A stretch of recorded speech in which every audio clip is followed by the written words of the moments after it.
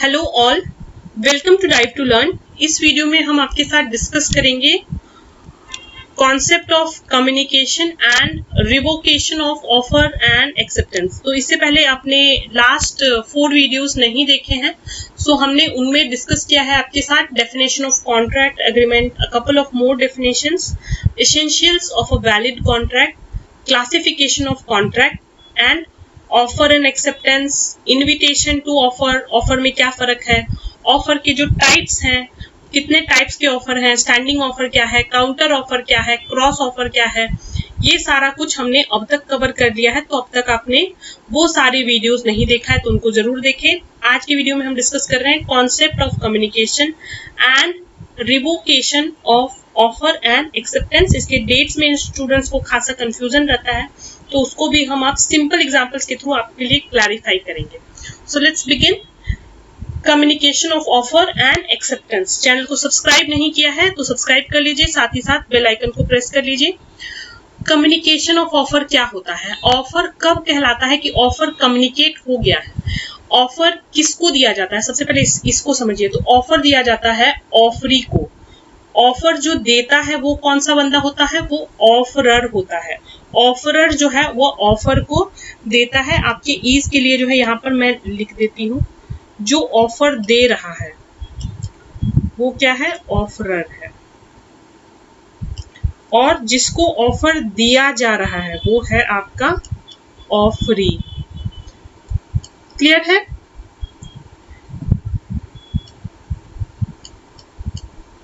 Okay, so when we say that the communication of offer is done when it comes to the knowledge of the person to whom it is made to. Clear है हम?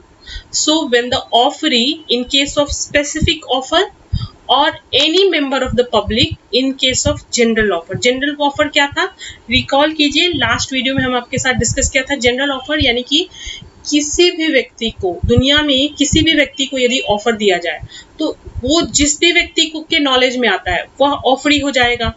या फिर in case of in case of specific offer, जिस व्यक्ति को offer दिया जाए, जिस ऑफरी को ऑफर दिया जाए। So as soon as that person gets aware of the fact that the offer has been made to him, that is communication of the offer.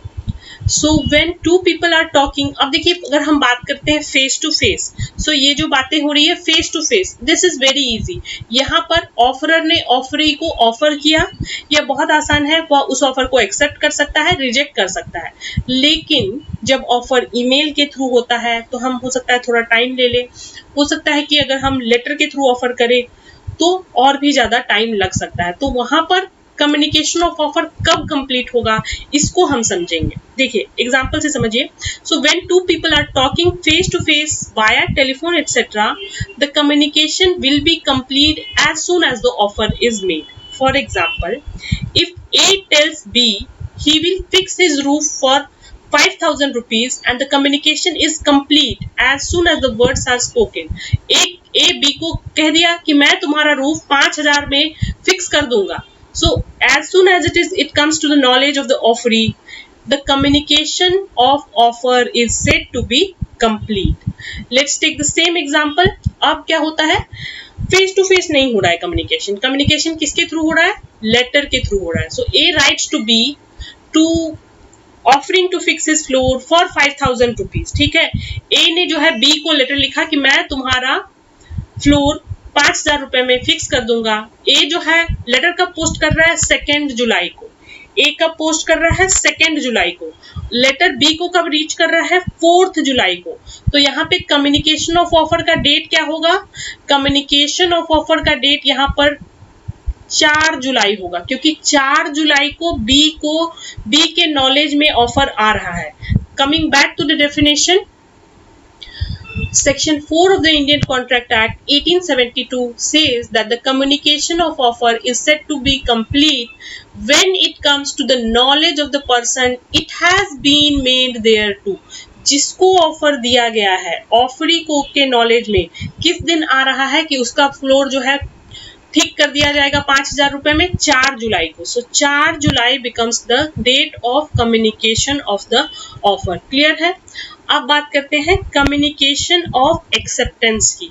अभी हमने क्या देखा था? Communication of offer. ये कौन कर रहा है? ऑफरर ऑफर कर रहा है। ऑफरी के नॉलेज में कब आया? ऑफरी के नॉलेज में 4 जुलाई को आया। तो 4 July becomes the date of communication of offer. अब हम बात कर रहे हैं कम्युनिकेशन ऑफ एक्सेप्टेंस की। ऑफरी ऑफरर का जो कॉन्सेप्ट है ये आपको क्लियर है? नहीं क्लियर है तो इस स्लाइड को पॉज करके देख लीजिए। ऑफरर वो होता है जो ऑफर करता है और ऑफरी वो होता है जो उसको एक्सेप्ट कर लेता है। तो इन दोनों के बीच में कॉन्ट्रैक्ट होता है। ऑफरर ऑफर करता है, ऑफरी उसको एक्सेप्ट करता है या रिजेक्ट करता है। अब हम इसको बात करते हैं डेट ऑफ एक्सेप्टेंस का एग्जांपल के थ्रू। देखिए डेट ऑफ एक्सेप्टेंस, ऑफरर ने ऑफर कर दिया। मान लीजिए डेट ऑफ ऑफर को पहले बात कर लेते हैं। सो ऑफरी ने जो है क्या किया? 5 जुलाई को जो है ऑफर कर दिया। अब 5 जुलाई को उसने ऑफर कर दिया कि मैं तुम्हारी कार 2 लाख में खरीदना चाहता हूं। चिट्ठी लिख के जो है इसको भेज दिया। सो यहाँ पर डेट ऑफ ऑफर फ्रेंड्स बिल्कुल भी रेलेवेंट नहीं है। डेट ऑफ ऑफर कुछ भी हो सकता है। इंपॉर्टेंट क्या है, जहां पर स्टूडेंट्स को कंफ्यूजन रहती है, जहां से आपको क्वेश्चंस जो है देखने को मिलेंगे, that is your date of acceptance. So let's talk about it. देखिए डेट ऑफ एक्सेप्टेंस में क्या हो रहा है? डेट ऑफ एक्सेप्टेंस में 5 जुलाई को ऑफरी ने ऑफर कर दिया। ओके, अब क्या हो रहा है? ऑफरर ने ऑफर कर दिया। अब यह कम्युनिकेशन क्या है? ऑफरी को 10 जुलाई को वह लेटर मिला और उसने कहा ठीक है, उसने लेटर में लिख दिया okay, I am okay to sell my car for ₹2 lakhs। So date of acceptance, ध्यान दीजिएगा, date of acceptance for offeree is what? Date of dispatch of the communication. 10 जुलाई को उसने लेटर लिख के ओके करके डिस्पैच कर दिया। So date of dispatch of the communication that is 10th July becomes the date of acceptance for the offeree. एक बार इसने ऑफर का जो लेटर जो है यहां से पोस्ट कर दिया, इसके बाद इसके हाथ में कुछ भी नहीं है, इसने ऑलरेडी अपना एक्सेप्टेंस दे दिया है। Okay, now What is the date of acceptance for the offerer? The date 4 दिन बाद मान लीजिए उसको चिट्ठी लिखती है जिसमें ओके मिलती है, जिसमें ओके लिखा हुआ। So the date of receipt of the communication becomes the date of the acceptance for the offerer। इसका जो है आप स्क्रीनशॉट लेके जरूर रख सकते हैं। अगर आपको एग्जाम में ऐसे डिफिकल्ट क्वेश्चंस आते हैं तो यहाँ से आपका कॉन्सेप्ट बिल्कुल ही क्लियर हो जाएगा। So what we have seen, communication of acceptance. In case of communication of acceptance there are 2 factors to consider. First is the mode of the acceptance, हम accept कैसे कर रहे हैं? हम face to face accept कर रहे हैं, हम letter के through accept कर रहे हैं, हम बोलकर accept कर रहे हैं, हम लिखकर accept कर रहे हैं, and the timing of it, हम instantly कर रहे हैं या फिर कोई time gap है। तो इसको हम समझते हैं mode of acceptance और timing of it। सबसे पहले हम बात करते हैं mode of acceptance क्या है। So acceptance can be done by 2 ways। acceptance by the act, communication of acceptance by the act, यानी कि हम बोलकर कर सकते हैं accept या लिखकर कर सकते हैं accept। so telephone calls, letters, email, telegraph etcetera के माध्यम से जो है हम कम्युनिकेशन को एक्सेप्ट कर सकते हैं। another is acceptance by conduct। here it is the example of implied contract। so offeree can also convey his acceptance of the offer through some of his action or by his conduct। ध्यान दीजिएगा, so when you say you board a bus, you board a auto, you are expecting to pay the bus fare via your conduct। क्योंकि आपने board किया है particular vehicle तो आपको जो है पे करना ही होगा। so by conduct, by getting into bus, that is your conduct, your acceptance for paying the fees, paying the fare is communicated। so communication of acceptance can be done either by the act, that is writing, email, etc., or by conduct, that is for example boarding a bus and paying the fare। next is communication as against the offerer। offerer कौन होता है? जो कि offer कर रहा होता है।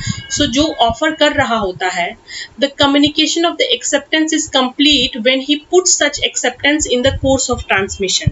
सो इसको एग्जांपल से ही देखिए, A accepts the offer of B via a letter. अब बी ने जो है ऑफर किया था, he post the letter on 10th जुलाई।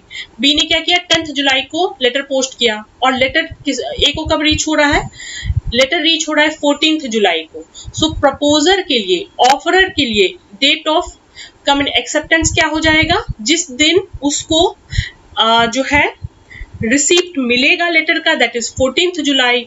जबकि अगर हम बात करते हैं ऑफरी की, सो ऑफरी ने 10 जुलाई को ही लेटर लिख के भेज दिया था, तो ऑफरी के लिए जो है डेट ऑफ एक्सेप्टेंस कब होता है, 10 जुलाई ही हो जाता है। यही हमने एग्जांपल में देखा था। यहाँ पर क्या है, date of acceptance for the offerer is the date on which he receives the communication। जबकि अगर हम ऑफरी की बात करते हैं तो ऑफरी के लिए डेट ऑफ डिस्पैच, जिस दिन उसने लेटर में ओके लिखकर भेज दिया, दैट इज 10th जुलाई, उसी दिन उसके लिए डेट ऑफ एक्सेप्टेंस कहलाता है। सो as against the acceptor, this we have seen in the above example we talk of, अगर हम बात करते हैं 14th जुलाई को जो है एक्सेप्टर का एक्सेप्टेंस मिलता है, दैट इज 14th जुलाई को रिसीव होता है एक्सेप्टर का acceptance. So 14th July is the date of acceptance for the offerer. इसने जिस दिन जो है लेटर डिस्पैच कर दिया, उसी दिन जो है इसका डेट ऑफ एक्सेप्टेंस कहलाएगा, किसका, ऑफरी का।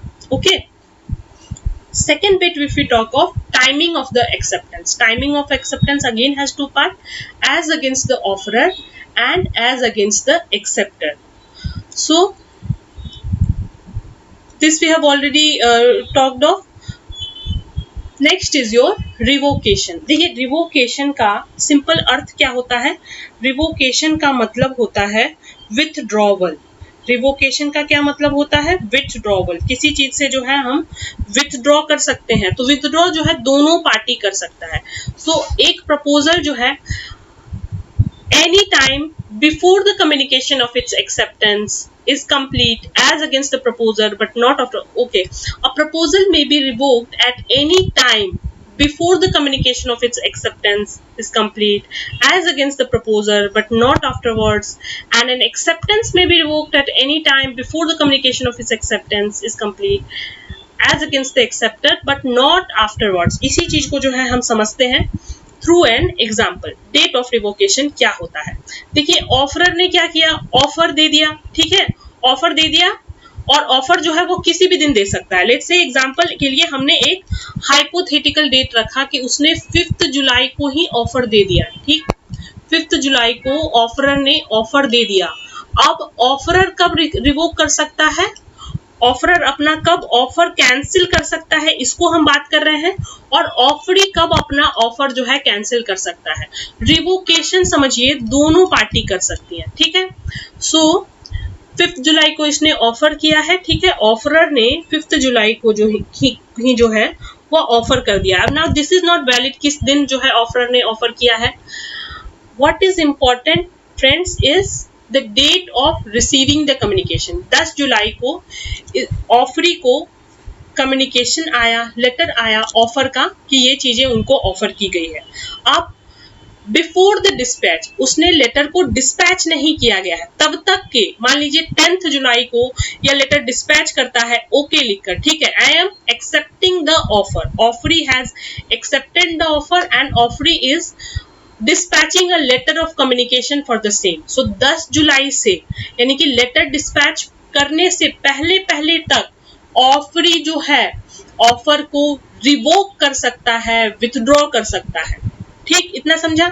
सेकेंड पार्ट, ऑफरर कब विथड्रॉ कर सकता है, बिफोर रिसीविंग द कम्युनिकेशन, यानी कि 14 जुलाई को, मान लीजिए 10 को इसने वापस लेटर लिखा, 14 जुलाई को इसको लेटर पहुंच रहा है, सो लेटर पहुंचने से पहले पहले तक अपना ऑफर विथड्रॉ कर सकता है, इसके बाद नहीं कर सकता है। वापस समझते हैं इसको, देखिए।